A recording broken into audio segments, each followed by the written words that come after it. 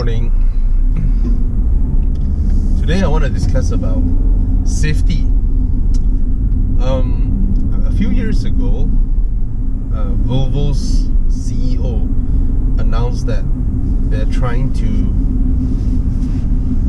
achieve an impossible goal, that by the year 2020 they hope they're able to achieve that nobody will be killed in an accident in a Volvo or a new Volvo. Now, that is an impossible goal, to be honest. Solely by probability, by the sheer number of people who are driving and the kind of speeds that we are subjected to. We have to remember this thing: we are flesh and bones, okay?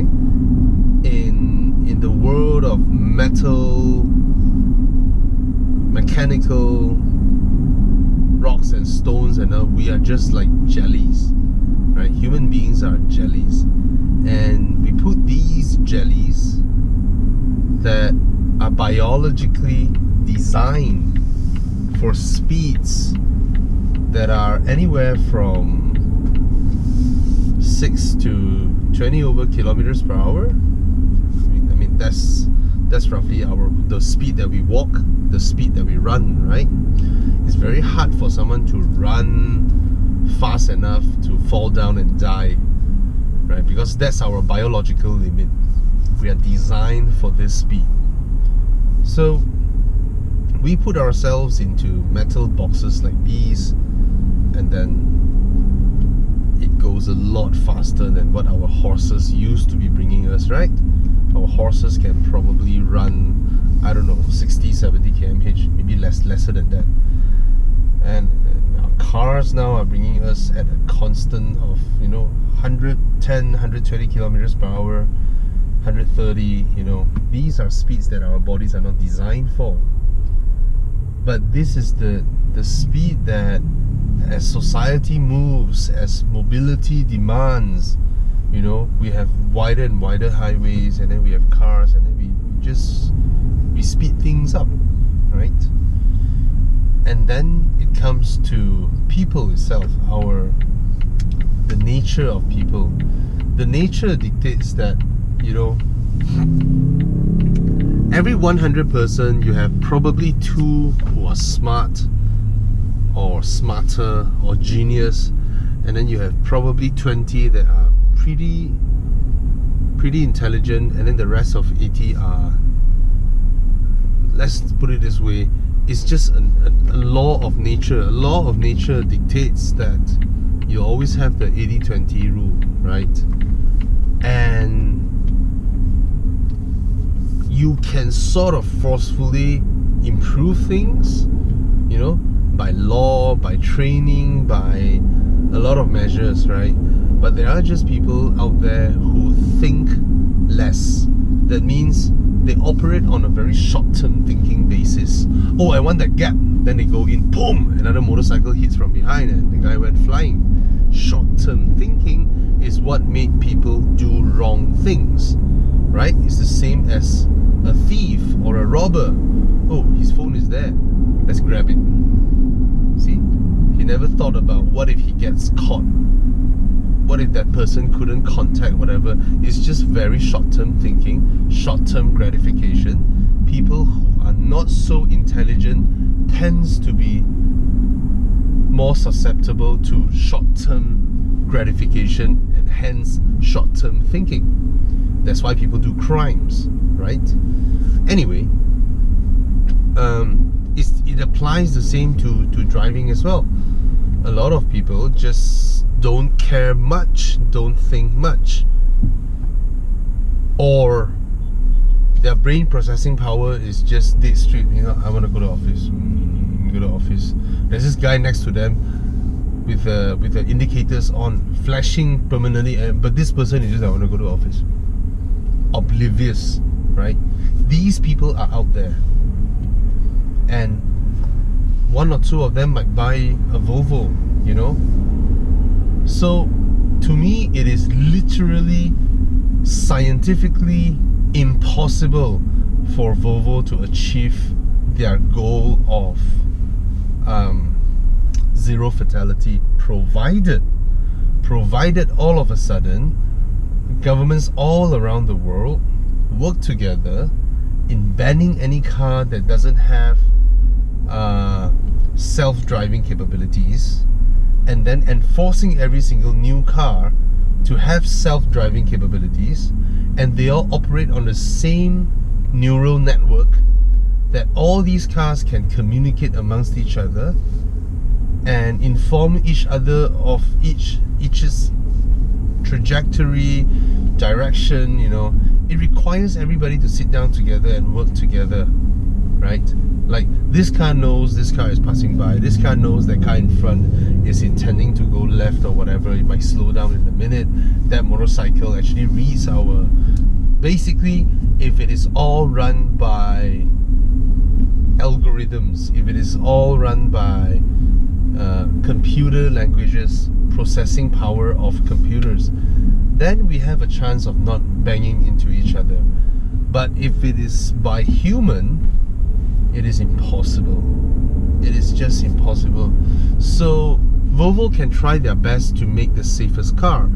However, they are not a public, government-funded, non-profit organization where, for the common goal, common resources were pooled so that everybody can achieve this common goal. No, Volvo is a private entity that is trying to make a living, pay people salary, pay wages, pay bonuses, trying to penetrate more markets, sell more cars, and trying to survive, because they can't be doing charity and just go on like that. I mean, they gave out the seatbelts, and recently they gave out all their studies and findings. You know, Volvo is the only car company in the world that has been collecting data from accidents, from fatal accidents, from the 70s until now. Every single fatal accident, when it happened in Sweden, they will be informed by the police, and they will go there on site and study how it happened, why it happened, what are the things that people might not think of. You know, you watch crash tests, right? The person is sitting perfectly here, and then as the car crashed, the body went like that, and then the airbag comes out very quickly and cushioned the blow. That is in a perfect scenario when you crash. But there are a lot of times where people lost control of their cars, right? And then the car began to tumble around first before it hits something and the airbags deploy or stuff like that, or before the car detected, you know, there's an impact, you know. But during that moment, that person's body might be here, his body might be here, and it is not an optimal position. Worse still, you have those where it's a very minor accident, but they died from what? Airbag. Why? Some people are drunk, or they fell asleep because of diabetes or whatever, right? They literally, the car is still running, and if they're lucky, they sleep this way or pass out this way. But if they're unlucky, they pass out like that on the steering wheel. Now, if you pass out on the steering wheel and then eventually you hit something, guess what will happen to your neck? Yep, the airbag's gonna blow your neck and your face, or blow your head away basically, because the airbag is so strong. If you're resting like this before you hit something, the airbag's gonna kill you, literally. Yeah. So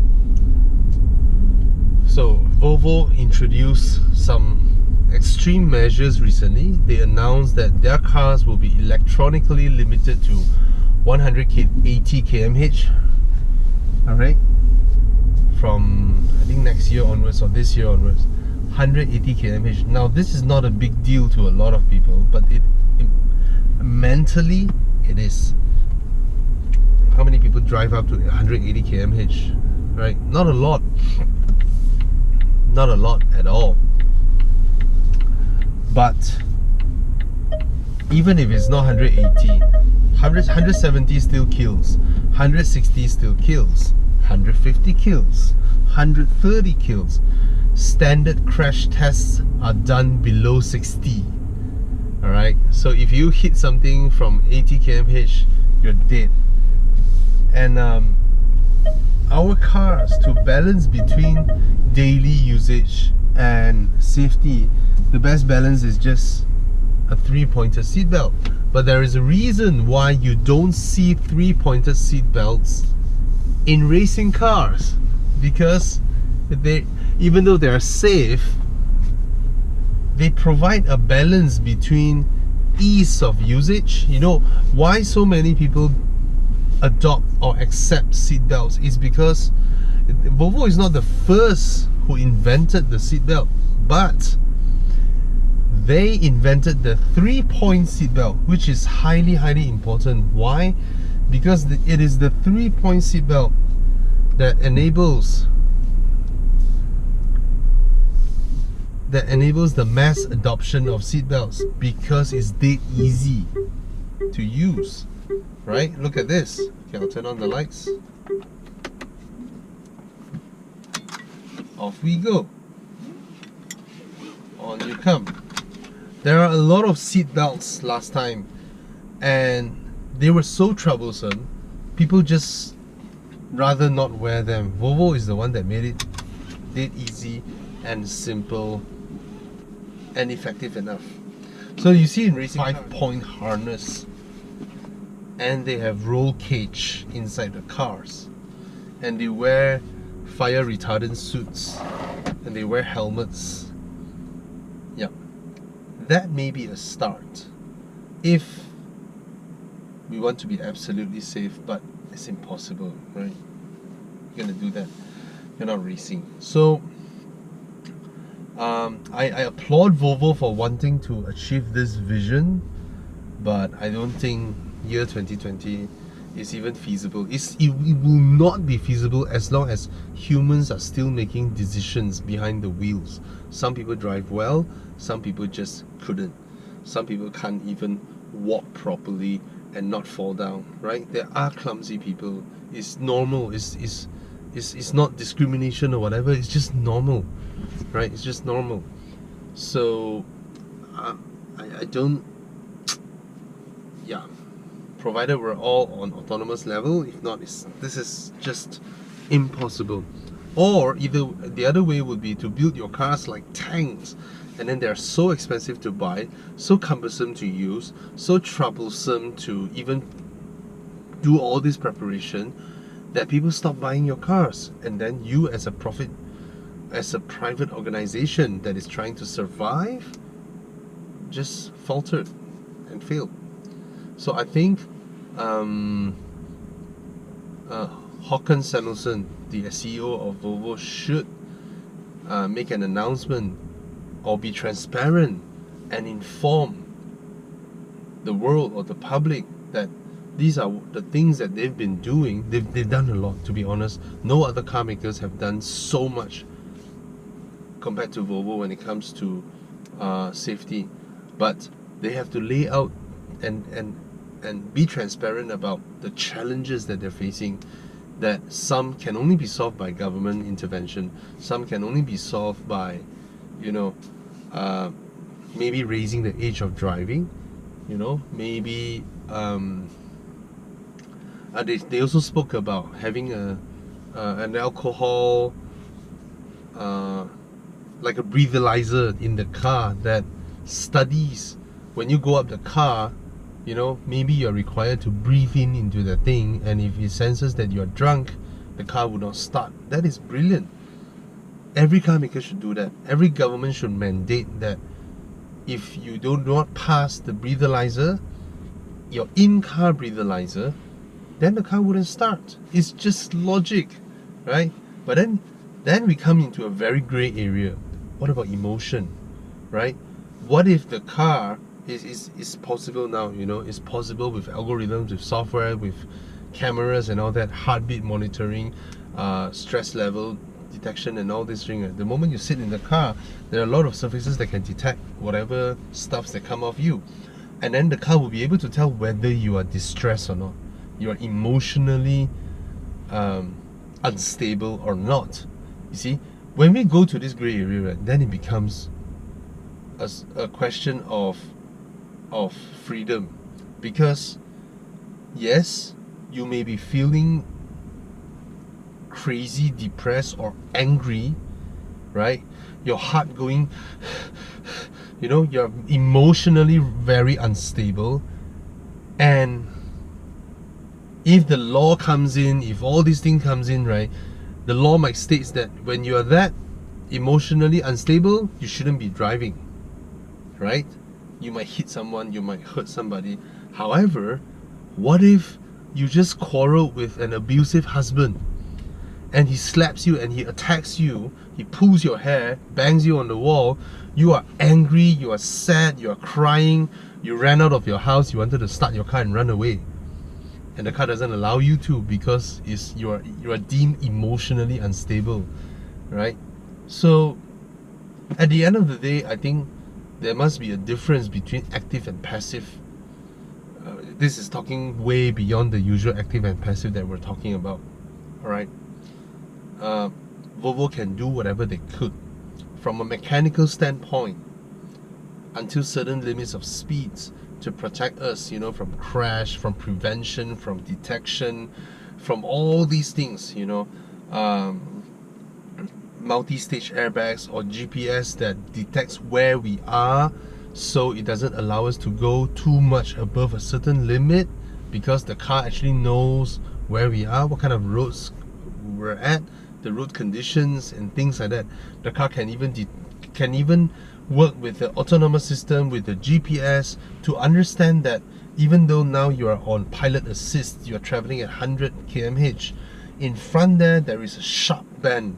The GPS should inform the car that there is a sharp bend in front, instead of relying on the cameras to read the markers alone, and the car will slow down before the turn and then to a suitable speed to read the markers, and then, you know, all these things Volvo can do them.